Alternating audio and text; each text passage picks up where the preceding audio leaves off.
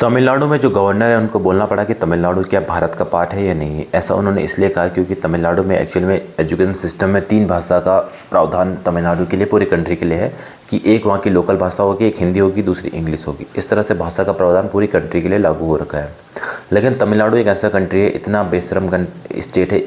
बेशरम स्टेट तमिलनाडु नहीं है। तमिलनाडु के जो स्टेटली जो चीफ मिनिस्टर है स्टालिन और इसके बेटे जो उदयनिधि है, इनका जो सिंपल एजेंडा रहता है, एक तो ये हिंदू अपने आप को समझते नहीं क्योंकि ये जो है क्रिश्चियन है। ये क्रिश्चियन है तो ये जो इनका एजेंडा भी रहता है कि जो तमिलनाडु है उसकी संस्कृति, उसको सब चीज़ चेंज करना।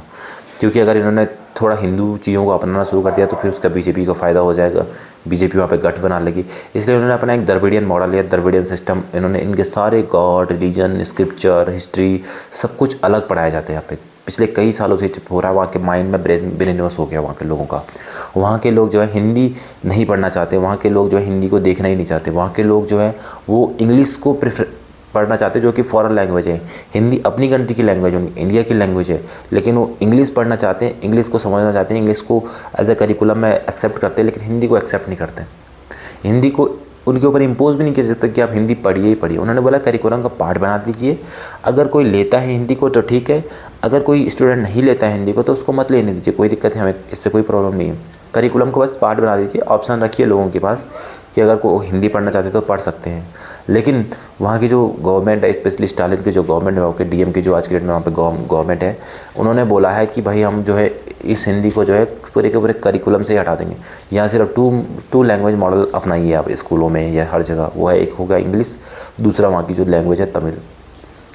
तो इसीलिए वहाँ पे जो है, जो वहाँ के गवर्नर है जो कि RN रवि है, तो उनके बीच में और जो वहाँ पे जो स्टालिन है उनके बीच में काफ़ी तलखी हुई है। तो RN रवि ने कहा है कि भाई लोग पढ़ना चाहते हैं हिंदी, लोग समझना चाहते हैं हिंदी, लेकिन जो यहाँ के जो ये चीफ मिनिस्टर स्टालिन है, ये जो क्रिश्चियन है ये बंदा, ये जो है चाहता ही नहीं कि हिंदू यूनाइटेड हो, ये चाहता ही नहीं कि एटलीस्ट हिंदी लैंग्वेज यूनाइटेड हो।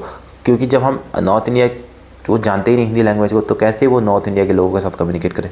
तो एक ऐसी कॉमन लैंग्वेज होनी चाहिए जिससे north India, south India, east west सारे के सारे बात कर सकते हैं। इंग्लिश वो लैंग्वेज बन नहीं सकती क्योंकि नॉर्थ इंडिया की, इवन साउथ इंडिया में भी लोग सिर्फ कुछ पढ़े लिखे लोगों को ही हिंदी आती है, बाकी सबको हिंदी नहीं आती है, सॉरी इंग्लिश नहीं आती है। लेकिन हिंदी ऐसी है, नॉर्थ इंडिया में सबको आती है।